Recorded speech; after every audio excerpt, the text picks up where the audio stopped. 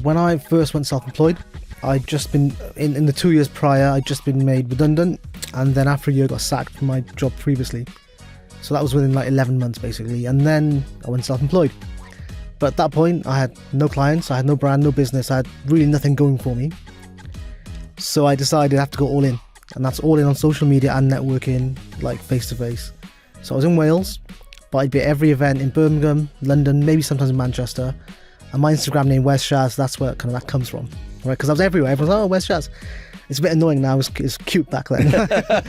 Found you. Wow, okay.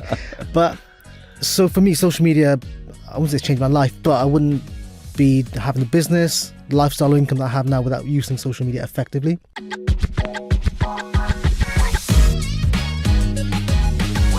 Welcome to the Property Funder podcast. I'm your host, Michael Dean. You can find me on the internet at property_funder. I'm here with Shazad Ahmed, who is Director of Elan Property Finance. Did I get that right? You did indeed, thank you. Do you prefer Shaz or Shazad? Shaz is fine. Shaz is good. Okay, cool. Well, Shaz, really good to have you here with us today. You come down from Wales, mighty Wales. From Wales, yeah. come across from Wales. So really appreciate the you coming over to see us. Off camera, Shaz and I were debating the merits of MIPIM, and I think we've kind of concluded that we're both going to give MIPIM 2026 a miss. Now, obviously, recording January 26. It's been an interesting couple of years for property, the property market. We're just 5-6 weeks away past the budget as well. It was good to get on the back of that.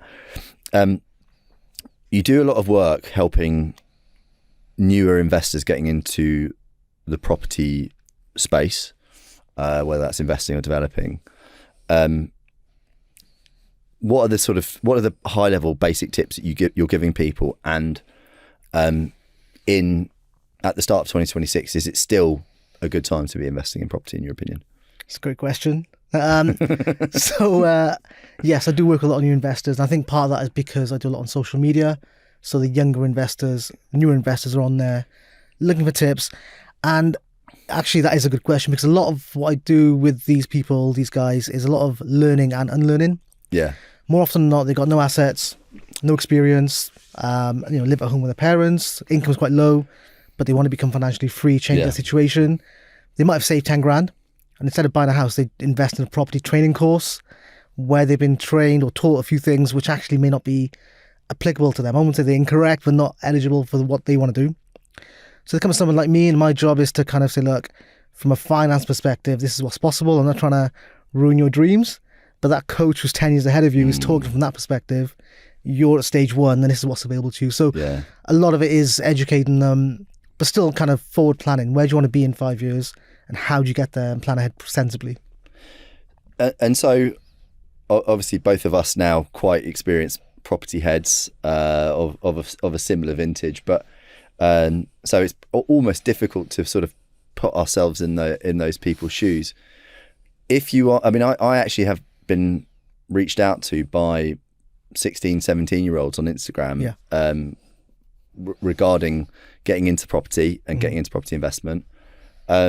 Ironically, the advice that I give them is go and talk to a broker. Yeah. Because obviously as a lender, like, well, regulated or not regulated, obviously it's not regulated what we do, but it's not appropriate for us. I don't think we could even legally, I don't think the contract's even legally binding if you're trying to do a loan with a 16-year-old or a 17-year-old. So, but what is that first step? Using the example you gave, what is, if you've got 10 grand, or you get access to 10 grand, more likely than 10 grand. What are you saying? What are you saying to them as a starting point? Well, why don't you do this? Yeah. So there's a lot of ways you can get into property without buying property. Yeah. And it's having that discussion. So even though I'm a broker, obviously I help with the finance. I have networked a lot with a lot of different people. So the journey often looks like they come to me, they've got this property deal, they realise they haven't got the funds to get into it. Then it's a case of, well, actually, how can you build up your cash pot? If you want cash flow, you can do like rent to rent, where it's not subletting, it's legal subletting on a company let or a corporate let. You do that, build up your cash flow, use that money to then build up your savings. Or you can do what they call deal packaging or deal sourcing. Now, lenders hate this. Mortgage lenders absolutely hate this. Bridging guys are fine. But deal sourcing or deal packaging, in essence, the estate agents work for the seller, but a deal sourcer or deal packager, they work for the buyer. So if you were looking for a property, I'd say, look, what's your budget? How much do you want to make a month? Or what's your kind of end goal? I'll find you a deal direct to an agent or off market or with a vendor. I package it up, arrange all the contracts, charge you $6,000, happy days. Nothing wrong with that, I don't think. But I mean, to be honest with you, as someone who's worked in the commercial space since I started my career, having a buy-side advisor is essentially it's standard part for the course, right? Yeah. So, which is kind of ironic. So, I think, and if we were in the States, I mean, I've been binging on owning Manhattan. I love Ryan Serhant. He's so good. He is good. I mean, look, what's not to like? I like Selling Sunset as well, but actually I find I think maybe it's just the landmarks and the views of it all. But interestingly, in residential in the States, that whole model actually operates on the buy side advisor and a sell side advisor, and so I guess like a deal sourcing, as far as I see it, is like it's a form of brokerage or agency. Absolutely. Right? And also, again, I think, and I'm quite passionate about this when I have BDMs in from term lenders, I'm not, look, let me explain this and you tell me what you think.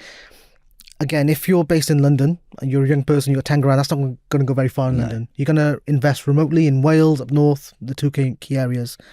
But how practical is it for you to go up north or to Wales to see, to view the property, get and all this kind of stuff? So I think deal sources had a lot of value with remote investing. Yeah. They'll view the property, they'll make sure there's no kind of structural movements or knotweed or anything, and package it up as a deal. So I think as long as it's not like a distressed sale, as long as there's nothing going on behind the back in terms of figures, I think it's fine. But that's one thing. You do become a deal sourcer, charge $5-6 and quite quickly you can build up a big pot. Yeah. So I get essentially over time you have enough of a pot that you effectively you have enough of a pot. You have enough of you've got access to the deals, most importantly. Mm-hmm. So you then go buy. You effectively have the pot of capital to go and buy to do your own deal. Do your own deals. You cherry pick the ones that you want that are the best. Yes. And then the ones that either you don't have the cash for, that are too big, or maybe aren't quite fitting your own criteria, because you can be selective. Those are the ones that you then offer to the investors, essentially. Exactly that. But what a lot of people also do, and this is just again what they get taught on these courses, is they try and raise private finance from third party investors. But there is a skill to raising money and being investable. Having said that, it all goes full circle, right, Michael? Yeah. Because if you're doing, say, your rent to rent, or you're doing your deal sourcing and you document that on your social media, you become a person involved in property. If then suddenly you put on your Instagram, I need £50,000 for this deal that I found, you're quite credible because people see that you've been on this journey. And I see loan agreements all the time. And it's like, make it make sense. How is this person given this guy £100,000 with no security? It's a personal guarantee, which means nothing because they've got no assets anyway. It's over 12 months. They don't want to charge on a property, but it happens a lot. I mean, interestingly, there's a guy who goes to my gym who has actually raised money. Mm-hmm. He's quite well known. Won't name him, but actually there was some police action against him. I think Samuel Leeds did some videos. Okay. I think maybe who I'm talking about. Yeah. And I mean, I think as much as someone did as much as $250,000 quid. Yes, I know. There's a few individuals now where it's all coming out, and I don't think there's anything wrong really with raising money for a deal. Yeah. But what's not so good is if you raise money where the deals don't exist. Yeah. And you're paying for your lifestyle, or it's a Ponzi where someone else is paying someone else's. I think this was like kind of, I don't want to use the word Ponzi, right? Because obviously it's, it's got to have, it's got to go through the legal process. But from what I understood was that the rates of return that were being promised were like 20-30% per annum. Okay. And that's mad. Which is crazy, right? Because you're going, well, how are you going to pay that off? The only way you can pay that off is, there's only one way you can pay that off, right? Which is, and and there's supposed to be some sort of social housing component to it, and there's and it's funny because I remember I reached out to him, I reached out to him. We're quite local to each other. Okay. I knew he was in property, and and I'm like, look, let's go have a coffee. Maybe you want to have, maybe we could lend you some money or whatever, right? He was never that keen to meet, and I guess that and you raise an eyebrow and you go, that's interesting. Is that because we would ask? You'll do due diligence. We'll do due diligence, right? Yeah. We'll actually ask about security. Yeah. It's just the idea that you'd advance people money. And I mean, I guess if I was 10, 15 years ago, maybe I would look back and go, maybe would I have been so naive? I don't think so. I think I would have had a lawyer. Definitely, exactly. Do some due diligence. People don't want to pay £500 to get a lawyer to look at it. They'll put it in GPT, which isn't the best way of doing things. No. So if you are going to lend money, get a loan agreement. If it's got a personal guarantee, just understand what is that guarantee. Do they have assets in the back? There's a few people notable now where things are coming out in court and in the press and whatever for deals that have gone wrong or investors have not been paid back. But ultimately, when you look at the contracts, they've worded them in a way that's quite ambiguous. So it says 12 months or however long it takes, and that is open-ended. Yeah. I mean, it's kind of unfortunate, isn't it? I mean, I guess if we go to sort of we go back to kind of your main day job, right? Which is, buy-to-let, specialist finance. The thing that we see consistently as lender is on the borrower side where clients are not using the right, they're not willing to pay the extra, whatever, 500 quid, 700 quid on top of what they're willing to pay for the right legal advice. So they end up trying to do a specialist finance deal with a basically a resi conveyancer who doesn't have the skill set. And then in the end, it ends up costing them more money because they have to pay effectively our solicitor to essentially hold their hand through the entire transaction. Yeah. Is that something that you see a lot of? Absolutely. And the time they lose as well. Time, you can't really put a value on it, but if a deal can complete in 3 weeks versus 3 months on a short-term finance deal, that can make all the difference. But again, that's, I think a lot of investors will say, because they're quite new, do you have someone you recommend? I am not quite keen on recommending individuals, again, because they could be busy or the firm could not be as great. I'll always say, here's a list of 3 or 4. So there's suggestions, give them all a call, find out how they work, who do you get on with, who do you think's got capacity, and work with someone on that list. Often they're quite pricey, and I say, but the thing is, they're not going to change their figures on the back end. I know firms where they'll quote low, week of completion, they'll say, well, these are extra fees that we've had to do. Oh yeah, and it's just really annoying. So, by the way, they happen. Even law firms we work with, they do that, and it drives me mad. And I mean, lawyers are a bit of a bugbear of mine at the moment. I mean, if you ever see my LinkedIn posts, they're probably 1 in 5 ranty ones that definitely take aim at them. But I think at the moment, since the pandemic, noticed that service levels have gone down and fees have gone up. And, a law firm that, an individual who we've been working with since almost the start of the business. So we're coming up to 10, we've got almost a 10-year relationship with them, with this person. I won't say too much more about them because, I don't want to embarrass them. But, I've seen recently within the last fortnight, I've overheard them on the phone with one of our underwriters, and I've seen the tone of the emails that go back and forth. And, it's like they're doing us a favour at the moment. And it's like, hold on, we have other options. We aren't bound to working with you. And I think that there's some up and coming law firms who are kind of getting with the program and understand specialist finance, understand that the days of kind of, you're the important lawyer and everyone dances to your tune are done. I agree. But I think, from my opinion anyways, that I think there is a capacity issue. I find law firms take on way too much work and not charge enough, even though prices have gone up. If you think about it, £1,500, £2,000, £3,000, but the amount of people involved in the case, paraplanners, admin, staff, reception, they should charge a bit more and just to take on less. And that'll leave a lot of stress. But don't you think now we've got GPTs, we've got AI. And we're not talking about like your entry level ChatGPT. You're talking about you've now got dedicated legal LLMs that have been designed. It actually surprises me that they can't be more efficient and more effective with how they operate. I'm all into AI as well. So I think, they can be. Do they want to be? Maybe they don't want to be because they don't want to lose, again, the powerful image of the lawyer involved in the case, getting over the line. But there's dedicated agents. There's you can tailor as much as you want. And with AI, it's only as good as the input you give it. Correct. But you could be as specific as you want and get the right outcome. Yeah, I mean, we're trialing at the moment. Effectively, we're trialing a feature where we take the entire conversation history with an email chain and also our own internal comments, and we effectively identify what are the remaining steps to get the loan closed and who's responsible for what. And I think in a lot of ways that it's designed to kind of cut the chaff. Of course. Cut the chaff and actually just get to the heart of the issue. Some of the things that we see is that we almost feel like your point, the point you made of that, they almost over capacity.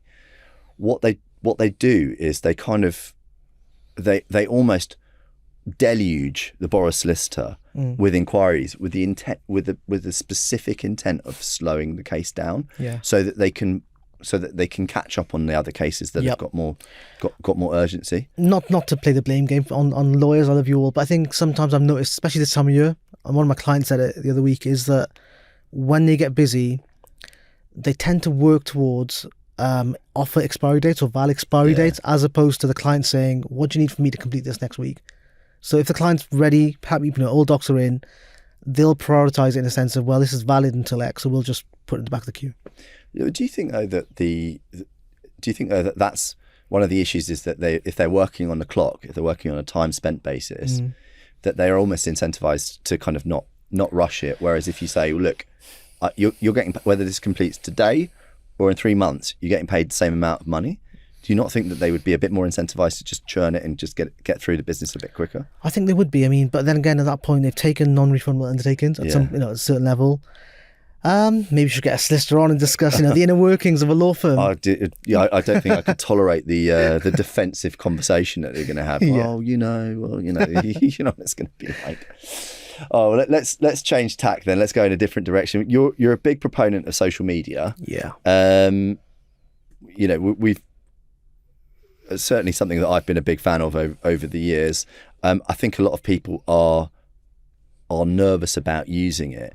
What have been the big advantages for you of being active on social, and what would be your advice to people who want to get a little bit more a bit more recognised and a bit more acknowledged?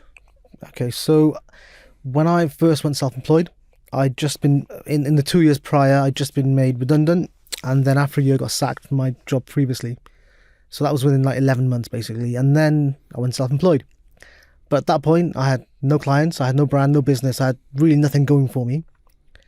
So I decided I have to go all in, and that's all in on social media and networking, face to face. So I was in Wales, but I'd be at every event in Birmingham, London, maybe sometimes in Manchester. And my Instagram name, Where's Shaz, that's where kind of that comes from, right? Because I was everywhere. Everyone's like, oh, where's Shaz? It's a bit annoying now. It's cute back then. Found you. Wow, okay. But so for me, social media, I wouldn't say it's changed my life, but I wouldn't be having the business, lifestyle, or income that I have now without using social media effectively.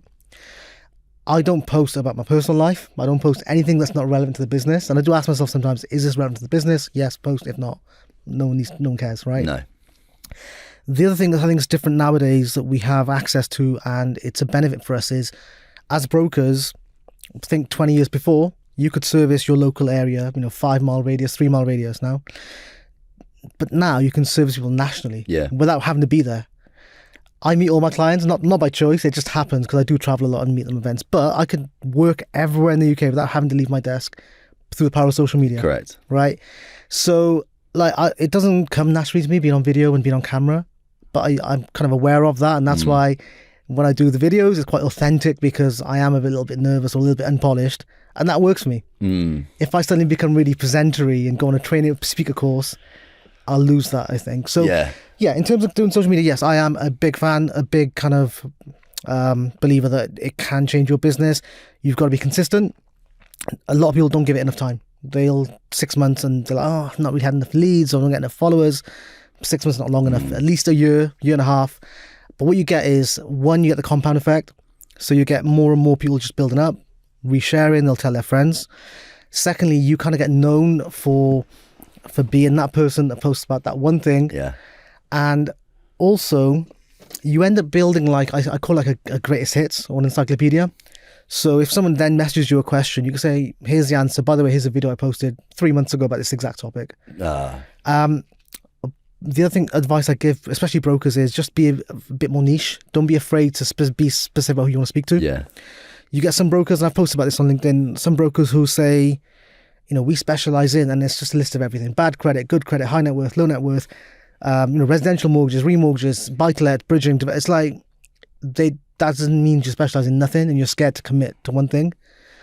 That doesn't mean turn away that kind of business, of course, but target the people you want to speak to and work with. I completely agree with that. Like, in the same way that those of us lending in specialist finance, to some extent, you've got to have a niche. You've got to have you got to have something that people can pigeonhole you into. What is your your golden deal that you see that you want to see on your desk? That you're the best at? Look, there's 200 specialist lenders or whatever the number is. Everyone markets themselves on speed and service. We can't all, but there's one thing. Things are always true in life. You'll probably never be the quickest. Yep. There's probably always someone who's going to give you better service. There's always going to be someone who's going to do higher LTV, and there's always going to be someone who's going to do it cheaper. So how are you going to, you've got to find a way of communicating exactly what you're best at, because as I'm sure as you'll probably be able to describe better than me, that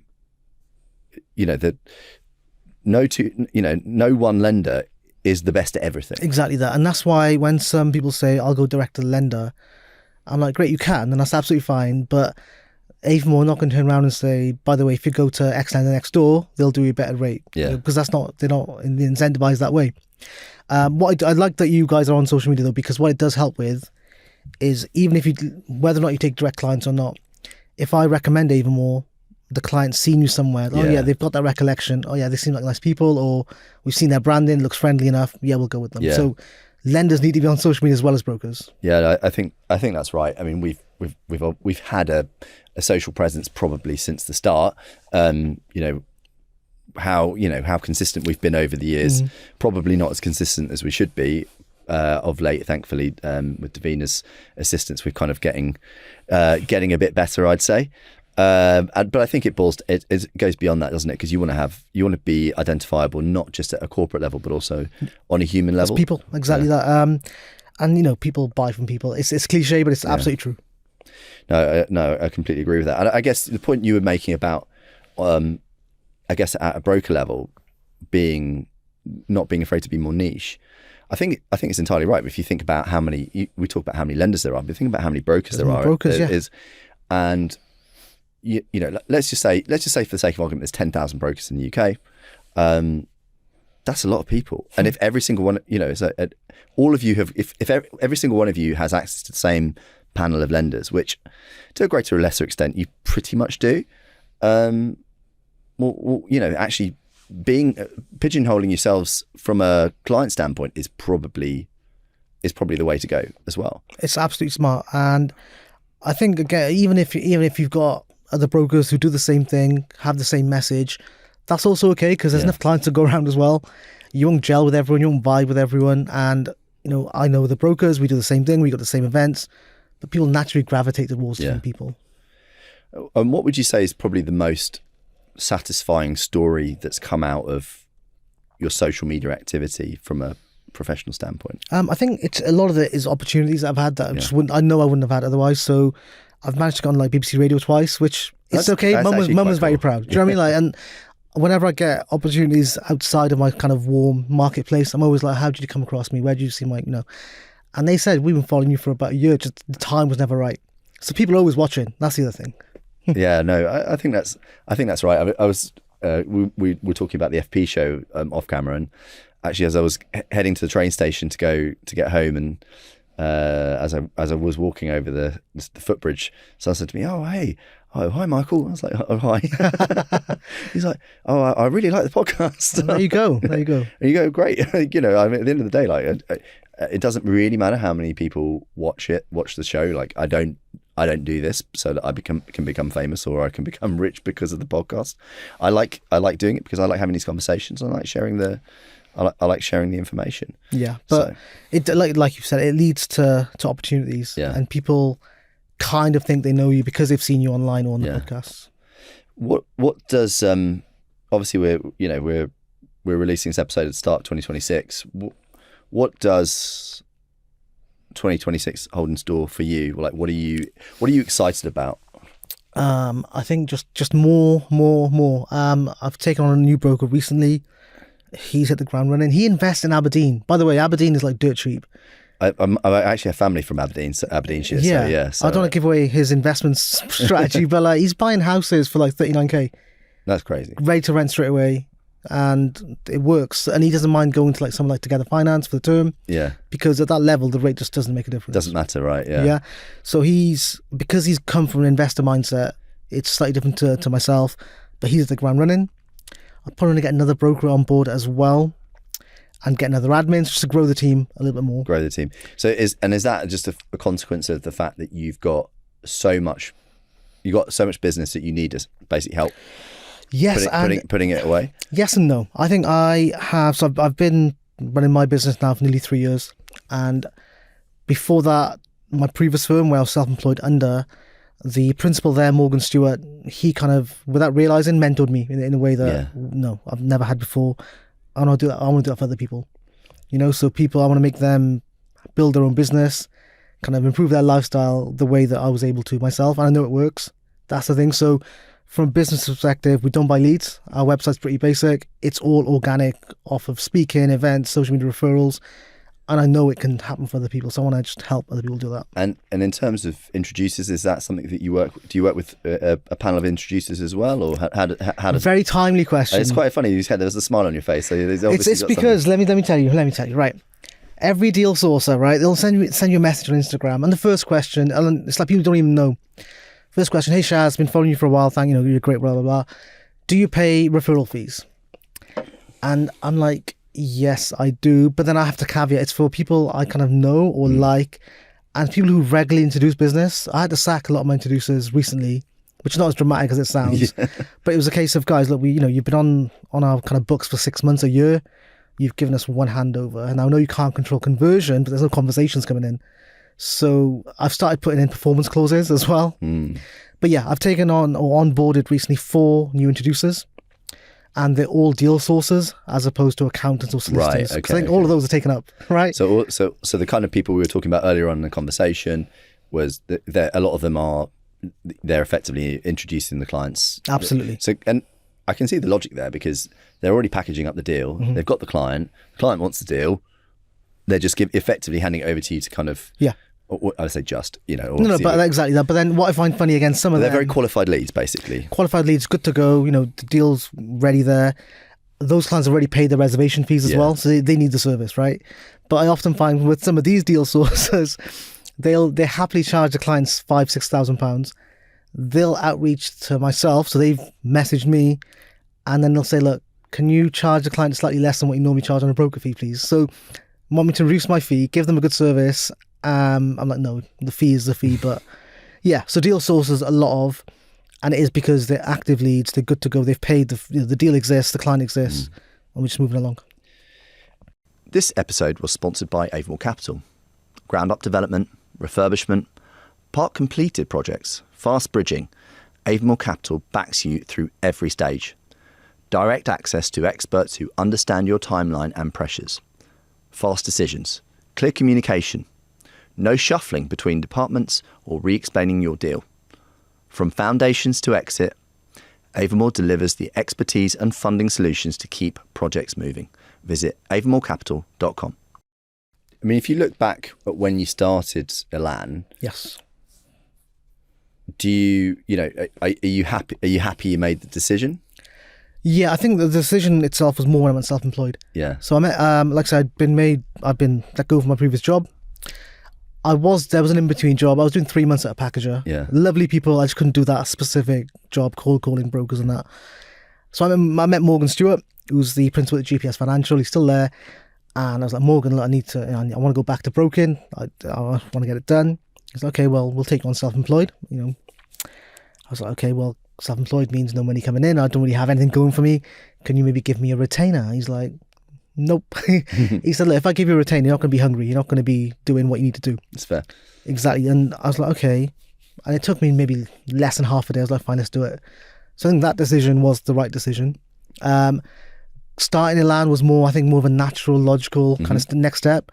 And I did it in the best way. I made him aware, kind of let him know. I think that was important to me, was to not burn any bridges because of how much he's done for me. So yeah, I think the decision was going self-employed with no kind of retainer, no income, but just going all in. What's the,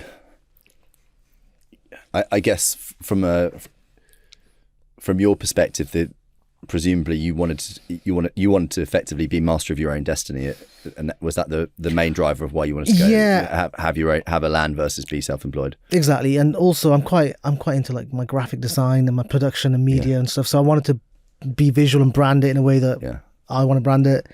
Like business cards, I want to make sure that the way I want to design them, so I'm quite hands-on on that element, which it passes the time. I did media in uni, so it's kind of bringing back those years. Why do you think so many people are still operating as self-employed brokers under someone else's banner rather than doing what you did and working for themselves? It's a good question. I believe, my understanding is, unless you really have a team of maybe more than 3 brokers, a certain level of scale, going on your own doesn't necessarily make sense with the overheads. Right. Suddenly you've got your own office to pay for, your own compliance, that kind of thing. Yeah. So I think, but then on the other hand, some people have maybe the ego thing of, I want it to be my business. Yeah. You mentioned CEO. I mean, I'm just the founder of the company. Yeah. There's only 4 of us, right? Do you know what I mean? So I think there's 2 elements. Either you want to be in control and the boss, the founder, the MD, the CEO, or you're happy under someone else's business. It all gets taken care of. You just want to make your 70% and crack on. Yeah. No, that makes sense. Interesting. I always find quite curious that that kind of Cardiff Newport corridor, which obviously you're operating in, it's such a hotbed of specialist finance, isn't it? I mean, what do you think's behind that? I think it's a lot of credit goes to Barney Drake and Matt Cottle from Y3S. So they set up that business. That's where I was for like 3 months. So they set that business up, and then there's been all these offshoots of that business, and then they've bought back and things like that. So it's very incestuous. You speak to someone, they either work there or a firm associated with that. But I think they're responsible for it, if I'm honest. Their teams have grown, contracted, grown back again. So they've lasted the test of time. Yeah, it's like you've got the sort of the little broker hotspot in South Wales, and then you've got the lender hotspot in South Manchester. Exactly. It's kind of it's kind of crazy like that. And what are your clients saying to you right now about their appetite in 2026? What are they looking to do? Are there any particular themes or strategies that they're looking to deploy that they weren't maybe weren't in 2025? Yeah, sure. So from a term loan perspective, I've seen a lot of people now open to different strategies or types of kind of letting because of the renters reform and all that kind of stuff, which is great fun.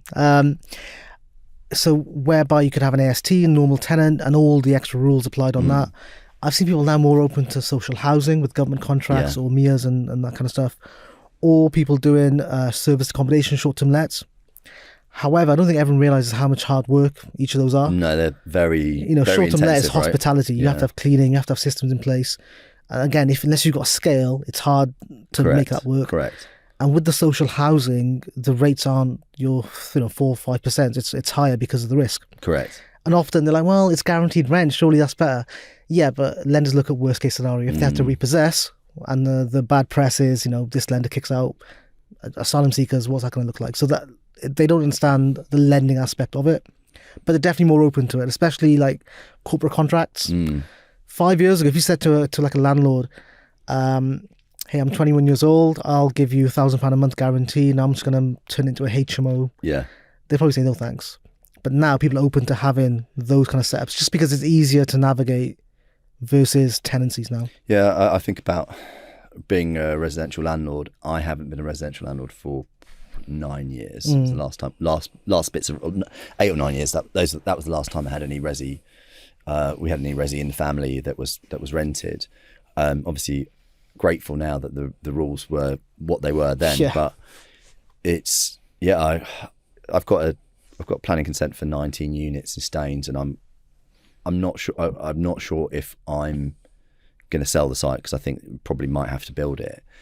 If I build it, I'm facing the prospect of probably not selling it immediately, because I might want to just retain it for 5 years after it's built, and then see what happens. Hopefully, the UK property market will do its thing, and I can ride off into the sunset proverbially.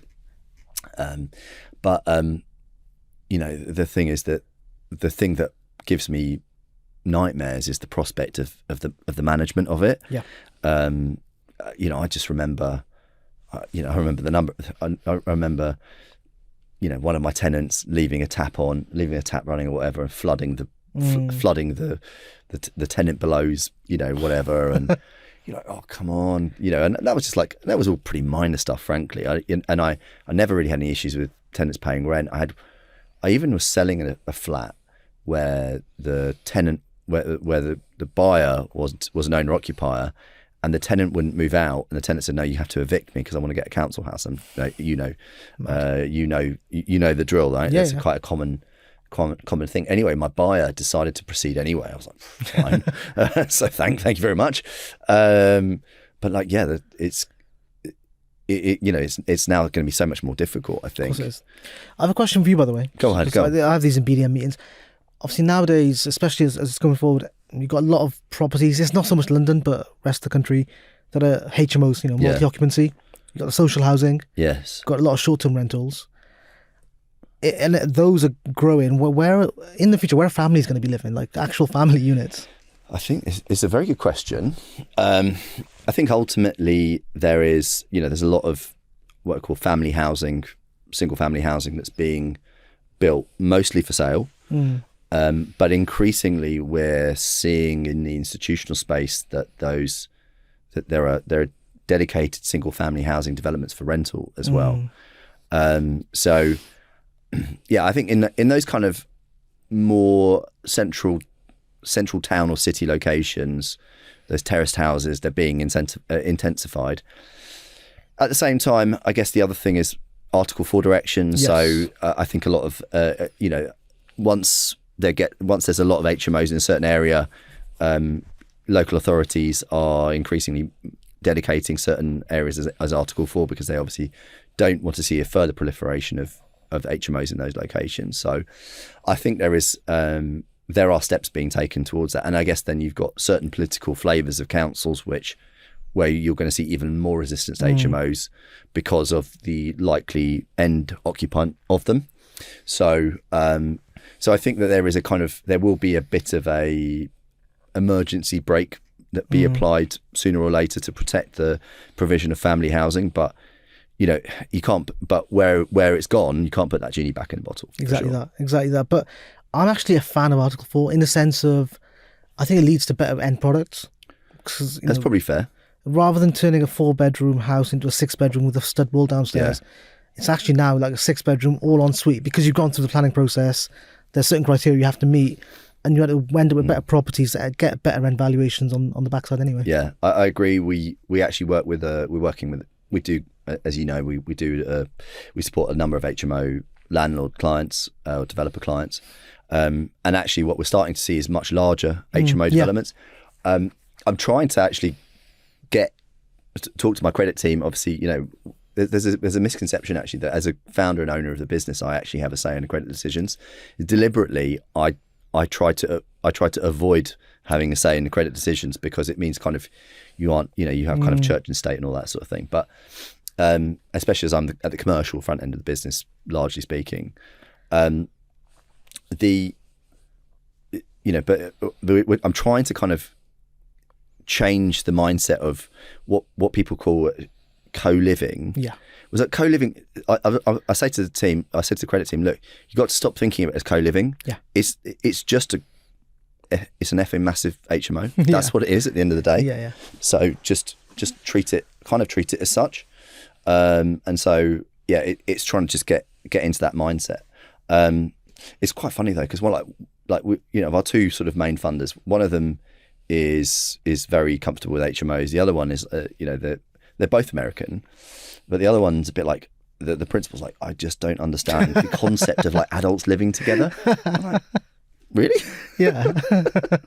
Okay, fine. What? Because they have their own room, and what, instead of sharing a house, sharing a house, like a load of strangers. But anyway, we digress. But it's an interesting model. I think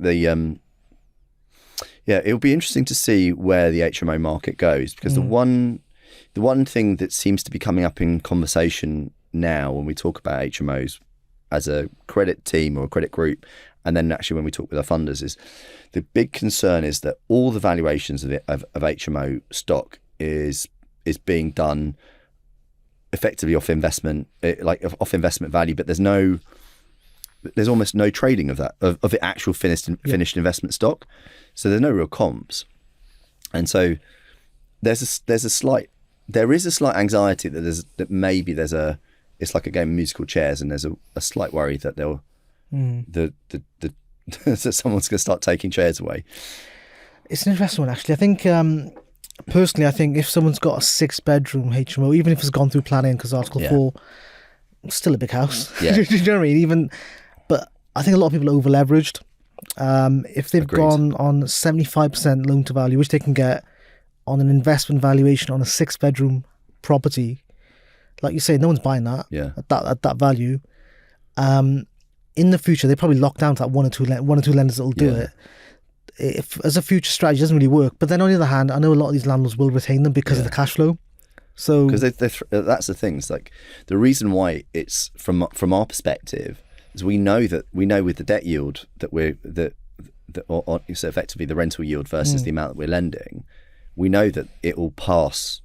We know these HMOs will pass ICR covenant tests on buy-to-let exit. So from our perspective, we're a bit like, well, it's quite hard to say no in that regard. Let's talk about semi-commercial. What's the appetite like from clients on that? Because I'm seeing some pretty compelling, like term lending terms. But what on the ground? What are you seeing? Yeah, no, both term and short term in terms of converting them. Yeah. I'm seeing, again, more investors more comfortable leaving the commercial downstairs, whereas normally they'd maybe convert the whole thing. Yeah. Leave the commercial downstairs, convert the upstairs to either multi-flats or HMOs. Lenders love it. On the other side, I think what lenders want is that the residential element be worth more than the commercial. Yeah. I think the stress tests are easier and lend happy days, and the rates are definitely more reasonable than full commercial. But yeah, I'm seeing a lot more now where we're just going to leave the downstairs or just tidy it up again, or it's tenanted and no disruption. We're just going to change the uppers. When you look at the changes to legislation, are you seeing an increased interest and appetite from investor clients into the commercial space? 100%. But again, it's a lot of the inexperienced investors. So then it's a case of, look, you've not done this before. It's your first project, really, or first project of this kind. Who's going to project manage it? Yeah. Does that build team have experience? Because it's not your simple residential conversion. Well, do you think there's also a bit of naivety around from the investors around how easy it is to replace the tenants if the commercial tenant goes? 100%. They think it is like residential, but it's not. Yes, people as a long-standing commercial investor, it is not. It's not. It is not. I own some we own some office property, and something we bought in March 24. We bought it off like a 14% reversionary yield. It was probably throwing off a 12 when you netted off the vacancy. But we've got a unit there that was vacant when we bought it, and we've put out terms a number of times to people, but it's almost 2 years on. We still haven't look. There's nothing wrong with it. It's in a great location. That's just the nature of the office market. Commercial is it's the thing. I guess it's that key difference, isn't it? Which is that for residential, every single person in the country needs to live somewhere. Yes. There are only so many businesses that want to be in that location that need that much space. Yeah, especially now with remote work. There's only so many physical businesses that need to be physical. I was going to ask you another question. Go ahead. This is like a conversation rather than a chat. I've not seen Avamore do this, but you're in the short-term lending space. I've had like three clients in the last month where one was not one of mine, two were mine, but lenders, when people have gone over on their short-term, really been trigger happy on sticking insolvencies and getting receivers involved. Obviously, I understand if they've gone over term contractually, you can do it, but one was, this was not, I didn't do the bridge, thankfully. But what happened, my client now, I'm doing the refinance for him. He's got like 15 properties in his main SPV. This one was a joint venture with someone else. I guess didn't get along, whatever, project went over. It went into receivership for 4 weeks. He then paid it off. We're now struggling to get a refinance anywhere because of like, well, receivership, not really a fan. We even got a letter from that bridging company saying, well, look, we're happy with him, he's a great client, we'd lend him money again, it just sounded like the JV wasn't great. I'm thinking, well, you shouldn't have put him in receivership that quickly if you were happy with him. I can't speak to other lenders' policies. I think you have to be appropriate for the circumstances. Obviously, as a lender that does a lot of development, if the development's not complete, isn't quite completed, or is however far away from completion, and certainly over the last 2 years, we've seen a sort of Heinz 57 Definitely, varieties of it's been a bit of a rogues gallery at times in terms of where developments are and clients in default and all that kind of thing. Ironically, actually, in those circumstances, you actually have to approach situation with kid gloves. It's kind of bizarre, is that I think almost I can understand why certain lenders, if it's almost like the more solid a client is, it's almost like you can be more aggressive because you're gonna get out whole. But I think as a general rule, you always need to give the client 30. You need to give them minimum 30 days, but probably 60 days to sort their affairs out. And I suppose as long as there's two-way communication, they're telling you what's going on. It's on sale. Can you see it's on sale? Here's the evidence. It was a sale going through. And I suppose with you guys, with development lenders in general, you've had your QS or your asset managers visit. They can see the progress. At what point do they get nervous that this is maybe 3 months behind now, or like? I think being behind schedule is it is a component of it. It's I think if the client has got the money to make up for a cost overrun, or if the client has got like the example you gave, the client with like 15 other properties, you kind of had the ability to go, look, we can kind of take a view here, or we could take a second charge on one of the other assets so that we've got like a bit of additional security, and we've done that quite a few times lately. I don't think the first port of call should be just go and stick it straight in receivership. It's madness, only because of how much it impacts future lending on term loans. I know that there are some people who are quite awkward when it comes to receiverships and wanting to lend, but and look, not every time you refinance a borrower out of a receivership does it end with sunshine and rainbows. However, it should not be an automatic preclusion from doing future business. So I think it's especially with the profile of that client that you mentioned.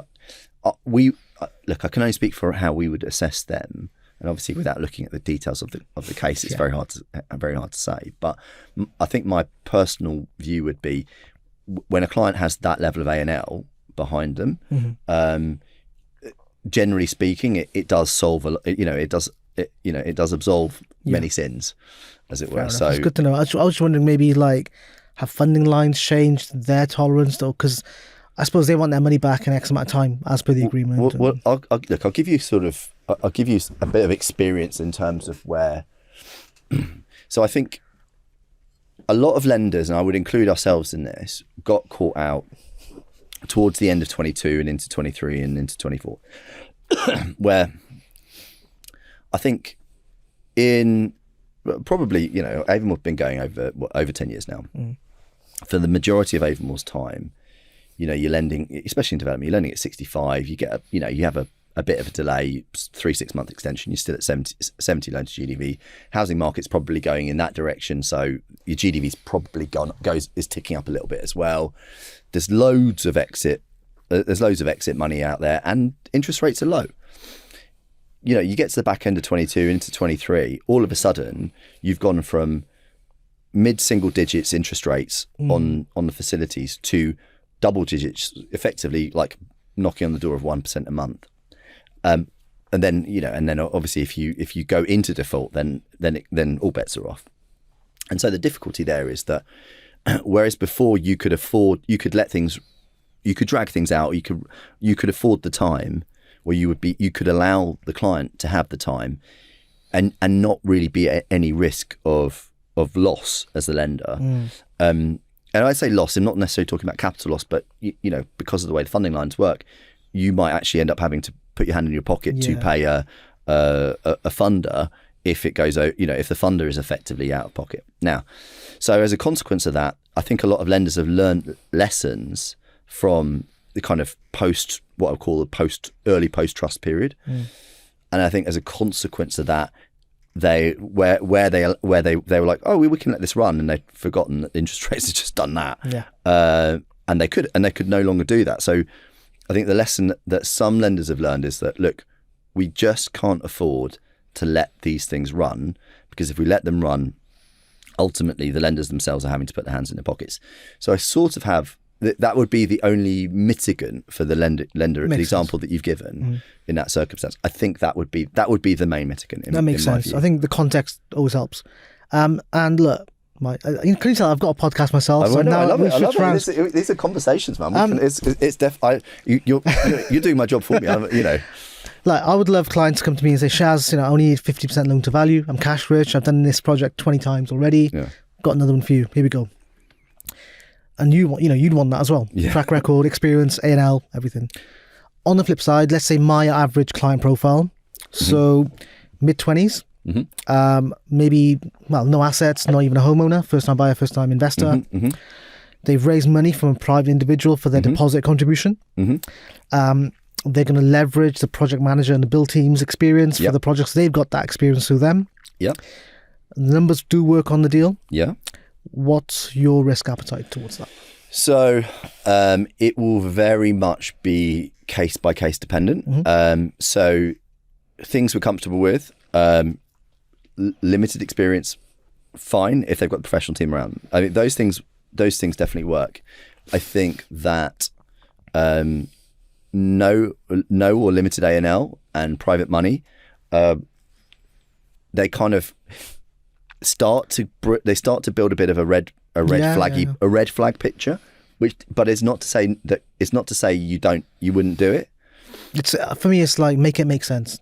I think in those circumstances, from our perspective, if you say, right, okay, we're not, you don't, and this is the thing, like the client, this is not what the client this might not necessarily work for the client.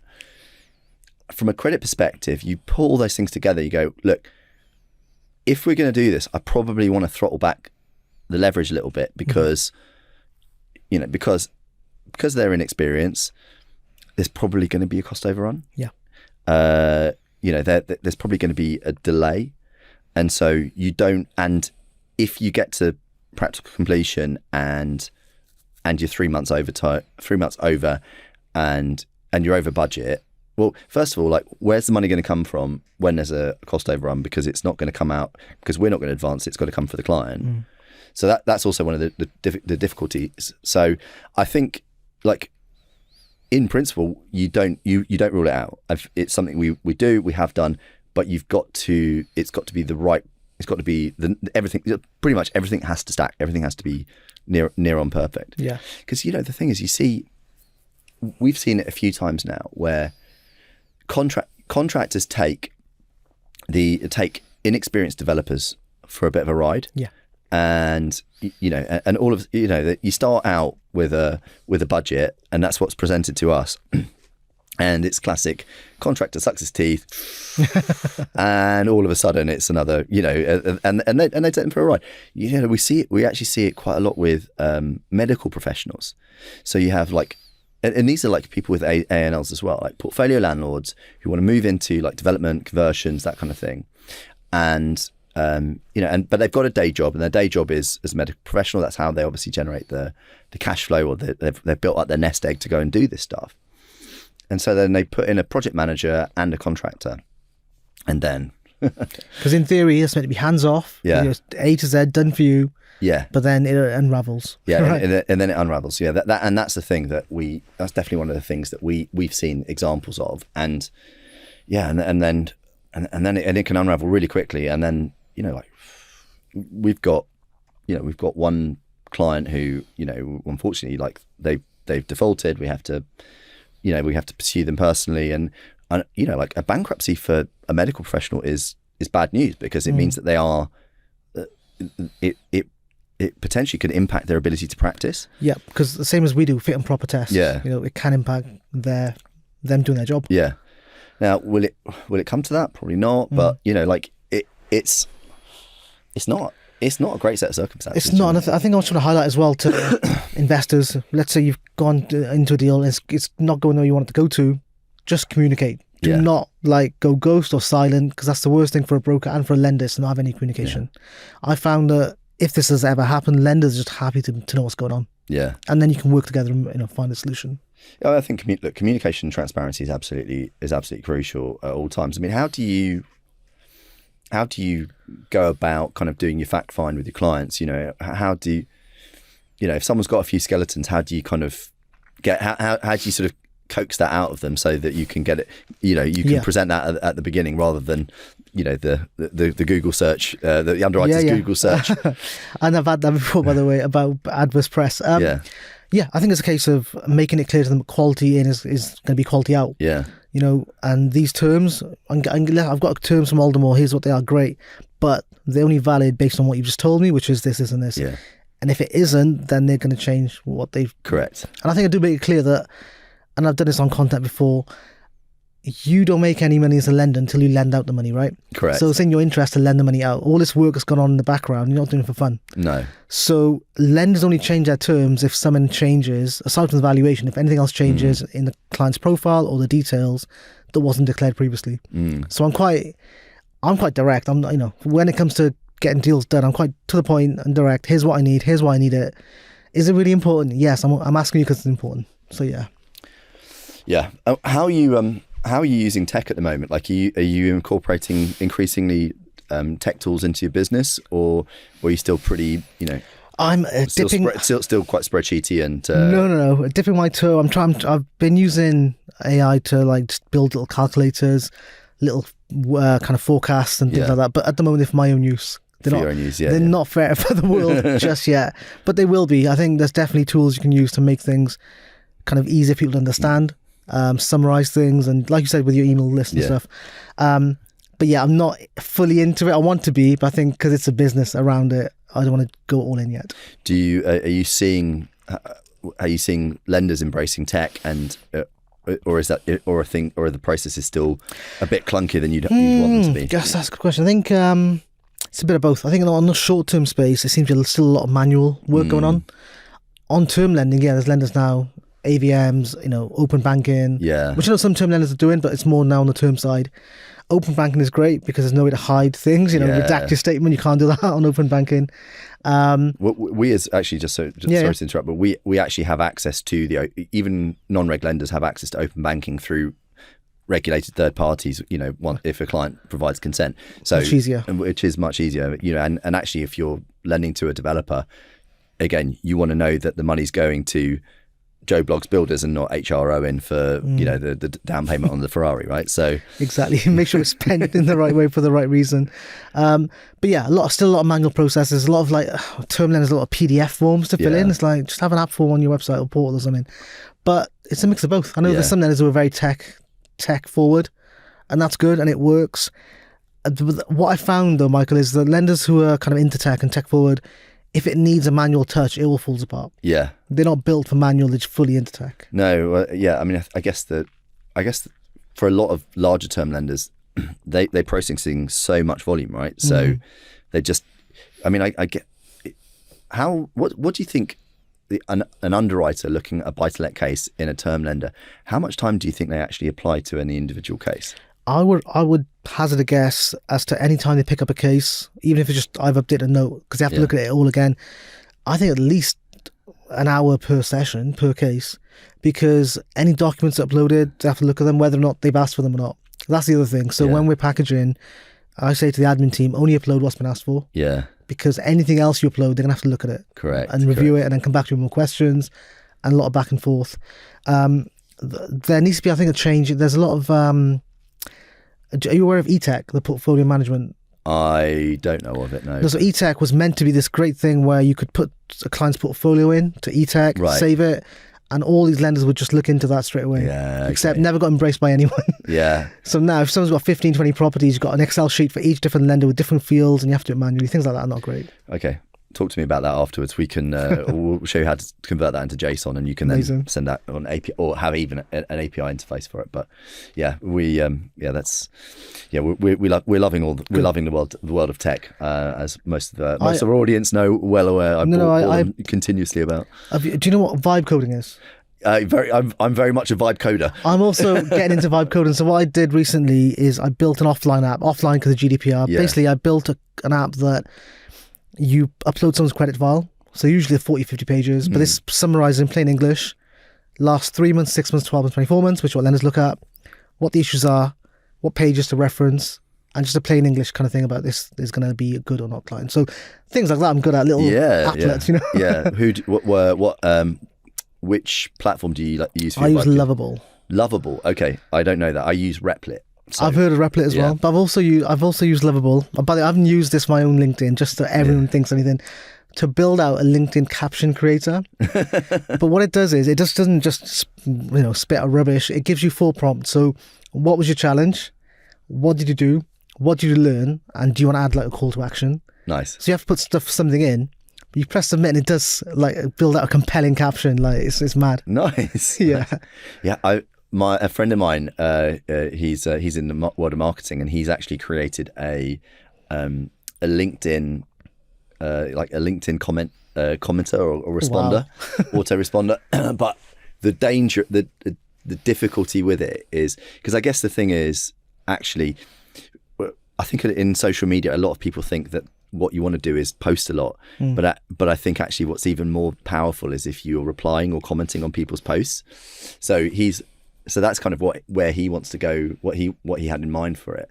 But the difficulty is that he was actually nervous about deploying it because what he's worried about is that LinkedIn will effectively ban him for life, because they probably tell they have very limited tolerance of like bots and stuff like that. Yeah. Whereas if you go on X, it's like I suppose what you could do is just get the comment and copy and paste. A bit more manual, but there's a girl called Lara Costa. I think she's the most followed LinkedIn creator or something. Interesting. Okay. And she talks about exactly what you said, which is borrowing an audience. Yeah. So she'll go on big creators' posts and comment on there, and she's like, she gets more reach and engagement on those comments versus some of the posts. I guess that makes perfect sense, right? Yeah. Which is that. Yeah. I mean, what's your most viral LinkedIn post? Like, what's the most views you've had on LinkedIn? It was actually one a while ago. This was when I just come back from NACFB. And I was feeling rather sassy, and it was just more of the things that every lender says, they're quick, they're transparent, you get access to key decision makers. Like, what is everyone's actual USP? And, go over to lenders, list them out. That did pretty well. Yeah. I can imagine there are 200 plus BDMs all commenting on that. So absolutely but again, even then, some were still being so cheesy, and it's like, no, tell me about why, like. Yeah, I mean, actually, one of the worst things is like, I'll do a post, I'll do a LinkedIn post, and then all of a sudden you have like some other lender's BDM hijacking you. Like, no. Oh my god, it's happened to me. I hate that. It's happened to me on Instagram, and I was so close to telling this guy off. So you've had him on the podcast, by the way. You can tell me who it is afterwards. It happened like 3 times, so that's like 2 times too many. Do you know what I mean? Yeah. For it to be a coincidence. So I post on Instagram about theory about how to invest, or I post like an open-ended question. I know the answer. I'm not dumb. I know that it's just more of a conversation starter. So I'd post them, right? And then this guy would like post the answer as a professional broker, like, and then we'd be like, happy to help with it. And I was like, what are you doing? Like, get off my mentions. Yeah, post jacking. But I hate that. I absolutely hate that. Oh, right. I think we're kind of we're running out of time. No, so Shaz, it's been an absolute pleasure. But I just wanted to ask your closing tradition, which is if you had some advice for your younger self, and I'm going to pick when you went self-employed. Mm-hmm. So advice for your younger self and why? I would say. Can we go back further? You know what? When I went self-employed, I actually wasn't squared. Let me go back to like me in my 20s. I was 21. Okay, perfect. Okay, it's to have more faith in yourself and take action sooner. Because I see a lot of people who are, young entrepreneurs, business owners, mid-20s, smashing it, doing well, and they're going to be billionaires, I can tell. I peaked in my 30s. I wish I peaked earlier, that's all. There's no regrets, but I think I could have peaked a lot earlier. I was so unambitious in my 20s. Well, look, I think I don't think I was pulling up many trees in my 20s either. So don't worry, I wouldn't be too hard on yourself. You know, there's a time for all seasons, right? So, Shaz, it's been really good. Like, it's absolutely flown by. So I think we had you around too. Amazing. You can come on my podcast. I'm on. Yeah, just say time. Give me the time and the date we're on. Right. Socials, how can people get in touch with you? They have to ask the magic question, which is, where's Shaz? Where's Shaz? Yes. So where's Shaz? Instagram, TikTok? I have a TikTok account, but it's not very active because I'm not of a certain age. LinkedIn, Facebook, everywhere. Perfect. Well, I've been Michael Dean. You can find me on the internet at property_funder. Many thanks, as always, to Avamore Capital for their continued support. Thanks to Davina for organising it. Thanks again, Shaz, for coming on. Thanks to Philippe for his help with the technical side of things today. And we'll catch you again on the next one. Thanks, and bye-bye.